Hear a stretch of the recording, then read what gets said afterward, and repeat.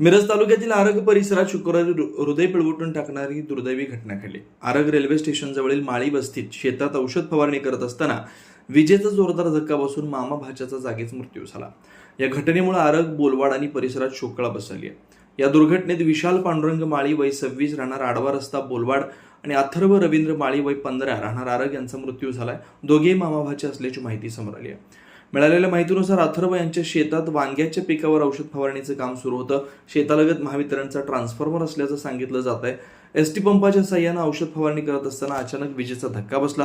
प्रथम विशाल माळी यांना शॉक बसल्याची माहिती असून त्यांना वाचवण्यासाठी धाव घेतलेल्या अथर्वलाही विजेचा जबर धक्का बसला। या दोघांचाही जागीच मृत्यू झालाय। घटनेची माहिती मिळताच परिसरातील शेतकऱ्यांनी नागरिकांनी घटनास्थळी धाव घेतली। काही वेळातच मोठी गर्दी झाली होती। विशाल माळी यांचा अवघ्या 15 दिवसानंतर साखरपुडा होणार असल्याची माहिती समोर आल्यानं परिसरात हळहळ व्यक्त केली जाते। घटनेची माहिती मिळताच मिरज ग्रामीण पोलीस तसेच महावितरणचे कर्मचारी घटनास्थळी दाखल झाले। पंचनामा करण्याचं काम रात्री उशिरापर्यंत सुरू होतं। नेमका विजेचा धक्का कशामुळे बसला याबाबत अद्याप अधिकृत माहिती समोर आलेली नसून पोलीस पुढील तपास करतात। दिवसभरातील घडामोडींचा आढावा घेण्यासाठी पाहत रहा N24 मराठी न्यूज चॅनल।